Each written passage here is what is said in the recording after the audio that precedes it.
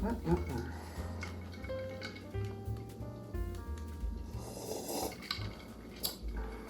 that's good. That is good. Oh, hi guys. This is Jolly Wampa. I'm just enjoying some nice, delicious homemade popcorn and having a nice, refreshing cherry cola in the most egotistical mug I think I own. But anyways, you know, if I was to have a favorite medium of art, I think it would be video games, which obviously, duh, you know, if you've seen what I upload on this channel, it's video games, right? But if I was to have a second favorite medium of art, it would be movies. I love movies. Movies are awesome. I mean, I feel like everybody's got at least one movie that they like a ton. And this video just came as an idea to say, you know, I've been watching a lot of movies recently. A lot that I'm familiar with, a lot that I'm not familiar with. I'm getting a lot of new favorites, and it made me think, you know, I recommend so many video games. I mean, I only have 4 videos where I recommend video games, but I recommend video games all the time. And I think it'd be kind of interesting to do some movies, you know? I don't think this would be like a series that like overtakes other stuff on the channel. It's just something that might pop in and out here and there if I'm feeling like it. And I had 3 movies that I want to talk about today. And if you've seen them, great, that's awesome. If you haven't seen them, even better, because I want to recommend them to you. I guess I might spoil some things on accident. So let's just say if you see a movie that I'm recommending and you haven't seen it, go watch it, then come back. Let's just say there's spoilers. All right, let's make it more simple than I'm making it. Let's say there's spoilers. So, anyways, yeah, I just thought it'd be fun. Let's get into it. First movie recommendation. The Hunchback of Notre Dame. That was louder than I thought that would be. The Hunchback of Notre Dame. Now, this is one of my favorite Walt Disney animation movies. Came out in the 90s, and it is amongst the Disney Renaissance films. Other ones that you may know from there are Mulan, The Little Mermaid, Hercules, a lot of certified movie classics.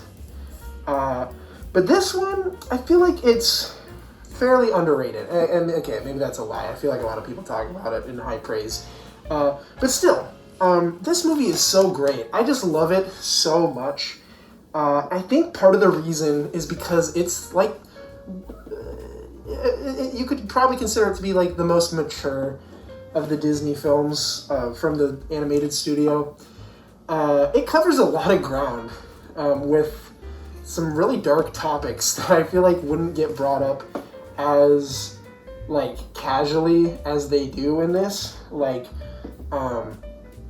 racism, religious extremism, the main like theme running throughout the movie of what makes a monster and what makes a man. It's so fucking sick. The animation is gorgeous. It is like there are so many shots that I just like have ingrained in my brain that are just wonderfully set up, animated, paint. I don't know if painting is what they do to these old frames or whatever, but you know, it's gorgeous. It is beautiful. The music is to die for. I fucking love the music in this movie.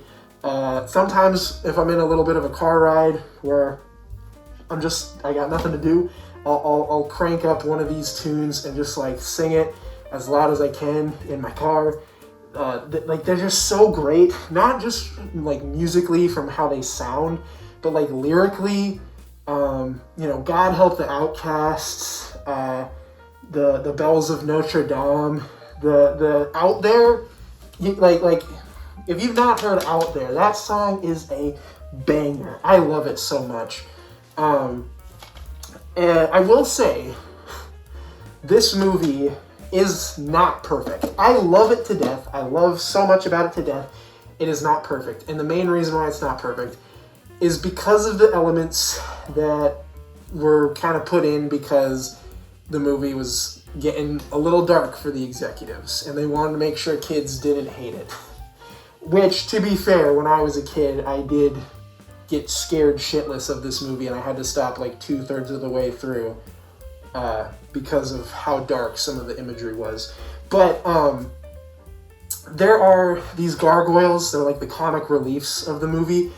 If they were written differently, I wouldn't mind them because of how they kind of reflect the main character Quasimodo's like isolation, how he's kind of like talking to the gargoyles on the cathedral, in his loneliness, and they're kind of his inner thoughts or his consciousness. Like, I don't mind that idea, but they're just so intrusive and irritating, and they're not funny, and they have the only, like, bad song in the movie, like, during one of the most harrowing parts of it, where it just is such a tonal whiplash that it feels like the movie's gonna get ruined. So there's that. Not to mention, besides the gargoyles, there's also other bits of like comedic relief where it's like, you didn't have to do that. You did like you've made a scene much less intense because you had to make sure the babies in the audience wouldn't like cry the entire way through. But maybe that's the thing. Maybe this shouldn't have been made for everybody. I think it probably would have been better if they tried to focus towards an older crowd. But regardless, I can kind of phase that out. Most of it is good though. Yeah, they're like legitimately. I love the characters besides the gargoyles. Quasimodo is such a great protagonist.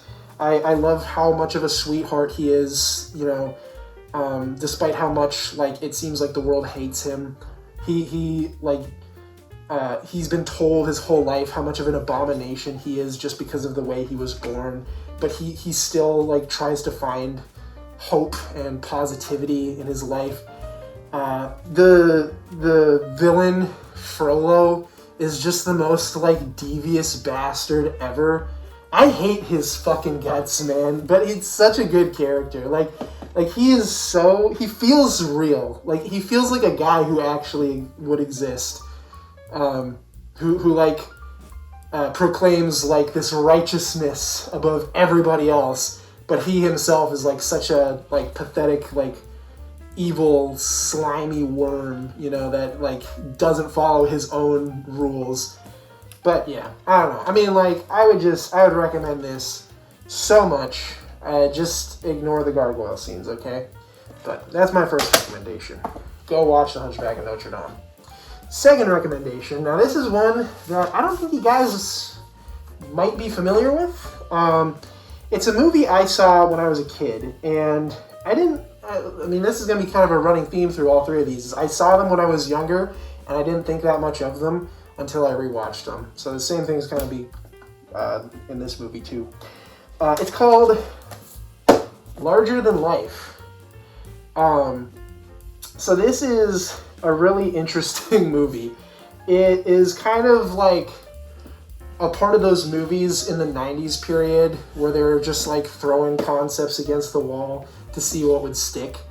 What if Bill Murray got trapped in a time loop? What if Bill Murray had a whole civilization of like germs and blood cells living in his body? What if Bill Murray had an elephant? It's kind of like that, But this is actually not a bad movie. I like this movie. So the main plot, since this is like a lesser known one, I'll kind of go over it. The main plot of this movie is that this guy, he's like a motivational speaker. He writes like his own books. He goes on shows and whatever. He gets a letter from his estranged father, basically inviting him to his will reading because he's passed away, and he's left behind a large inheritance. Large being the key word, because it's not a lot of money, it's a lot of pachyderm. It's an elephant named Vera. But yeah, it's kind of a charming little road trip movie. I like road trip movies. They have like a nice little vibe to them. I like seeing like the starting location be way different to the end location, where like you visually see the journey throughout the movie. It's kind of like one of those. It's like Dumb and Dumber, where they start kind of like towards the East Coast and then they go into Colorado and it's like the Rocky Mountains and stuff by the end of the movie. It's things like that. Anyways, it's not like the most amazing movie ever. I'm not going to say this is like some underrated like masterpiece. Like it's all right. It's a fun time. But there are some things that I really do like about it. For one, I really like, for some reason, this movie feels like way ahead of its time on like circuses, which is kind of weird for a 90s movie. I don't know, because like circuses, like I went to circuses when I was a kid, and that was in the early 2000s. But like animal circuses are like one of the most like horrible things that happen to like animals like elephants and lions and tigers and bears. Oh my, they're bad. To get the animals to do those tricks as often and as like insane as they are, they have to make those animals do that against their will, And this movie like actually critiques that, which is kind of interesting. I don't know if you care about that or not, but the thing you should care about is Tip Tucker. Okay, let me tell you, this movie has one of the best characters I think I have ever seen in a movie, and it is Tip Tucker, who's this insane conspiracy theory redneck guy who drives a truck. And or I should say that's one of the most kind of fun parts of the movie, is seeing how Bill Murray gets this elephant from one side of the country all the way to the other, like one coast to the other coast. It's fun seeing like the different ways he transports an animal that weighs several tons like across. And one of those is with semi-trucks. And one of those semi-truck drivers is Tip Tucker. And he's so fucking funny.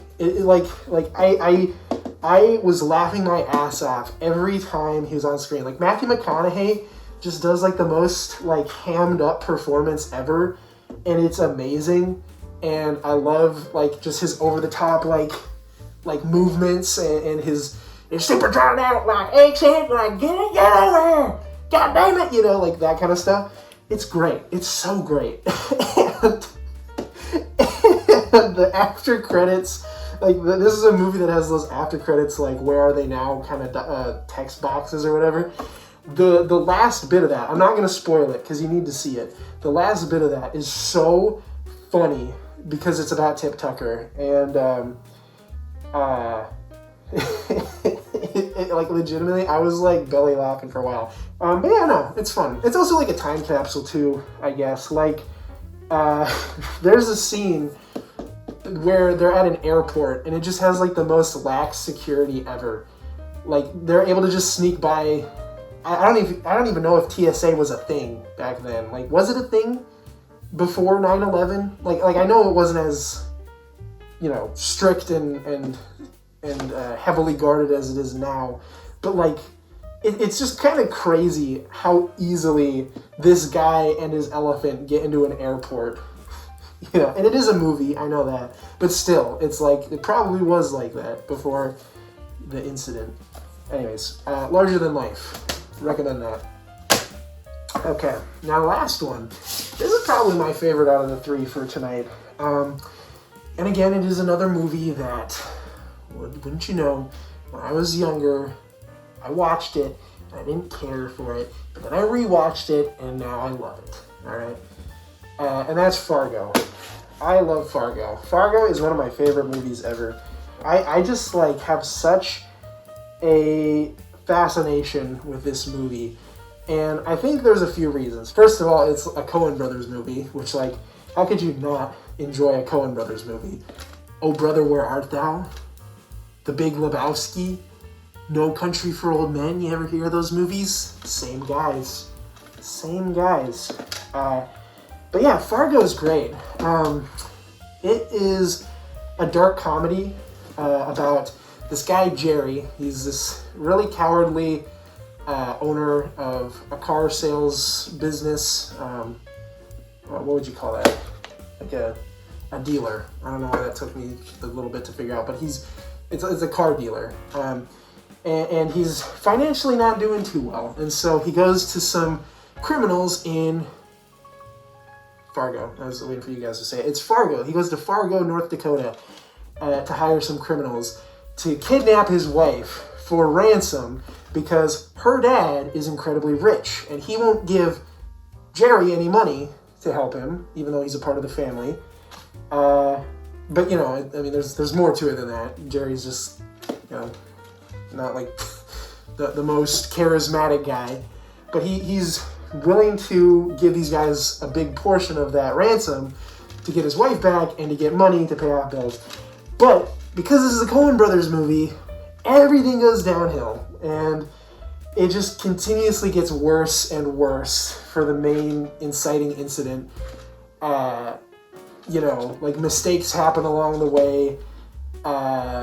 Things that could have been solved easily aren't because of people's arrogance or pride or just their, you know, personal issues, which could include arrogance and pride. But, you know, it just goes downhill and spirals down until it leads to the ending, which I love. I love where it ends, which the ending is like, it's not like some huge, crazy, like, event. It's pretty horrifying, honestly. I think there's some deaths in this movie that'll really stick with you, which happens a lot. With these guys in their movies, a lot of the deaths just are sudden, and they kind of move on, and it's like, oh yeah, well, that happens.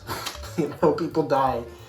It's pretty dark. It's pretty, like, cynical in some ways. But, you know, the murder, the murders that happen in this movie, the kidnapping, the whole crime mystery, I love that half of the movie, but the other half is the part that makes me love this movie so much. It's Marge and her mission to catch these criminals. Marge is the police sheriff that's on the trail throughout this movie, and she's like going around the good old state of Minnesota that this crime is taking place in, and that's before I go back to that, let me just say we are in a severe drought of movies that take place in Minnesota. We need more, okay? I am sick of seeing movies in Los Angeles. I'm sick of seeing them in New York. We need more Minnesota movies, damn it. We are underrepresented, all right? We're underrepresented, and it's the best goddamn state in this whole country. I will not debate that, all right? So going back to it, though, it's just really fun. They over-exaggerate a lot of Minnesota things, which to a degree are not over-exaggerated, like accents. You know, like, I'm not going to say, like, oh, you betcha, oh, yeah. I actually do say, oh, yeah. A lot of the words we don't say that much, but I would be a liar if I didn't say, I say, oh, yeah, in conversation. Like, legitimately, I feel like once I hit, like, you know, the early 20s of my life, I am, like, just, it's a switch went on in my brain to make a response to conversations with people. Oh, yeah. Like, it's crazy. But there's just things that just feel so, like, accurate. I think it's because the brothers are Minnesotans themselves. Editor Jolly, is that right? If so, put it here. If not, also put it here. But, no, it just feels like it's just so true to it, you know? There is, like, for example, with Marge, her husband, like, has a lot of, like, painting and decorating with, like, ducks and stuff. And I legitimately, I can't tell you how many times I've been to somebody's, like a friend of my parents, or like some coworker's house or whatever, and they just had, like, ducks on the wall, or, like, painted ducks or something. Like, it feels like a camera looking in at just my life in the amazing state of Minnesota. My favorite scene, or one of my favorite scenes, I should say, because there's a lot of scenes I really love in this, is the scene where Jerry goes out to the parking lot where his car is. It's just snowed, and he gets out, like, an ice scraper and just starts chiseling away at his windshield. And that's like every single day in the winter for us here in this state. It's like, it just, again, it's like you're capturing my life on camera, movie. What are you doing? It's great. But, no, the Marge stuff is great because it's like this really nice, wholesome kind of side to this whole thing where, you know, you have the really dark, really fucked up elements of the crime half of the movie. And then the other half is like this really sweet, like middle-aged Minnesotan woman. And she's just going around, you know, asking for all kinds of advice on how to solve this crime, meeting old friends, going to Minneapolis. So anyways, I really don't want to spoil Fargo because it's such a good movie. I already have. So anyways, yeah, Fargo, one of my favorite movies of all time. I love this movie so much. Please watch it. All right. Well, that was that. Yeah. Anyways, I just thought that'd be a fun video to make. I'm not gonna let this popcorn go to waste, that's for sure. I'm probably just gonna watch a movie after I'm done filming this, so. Anyways, hope you guys have a good one. See you around. Bye-bye.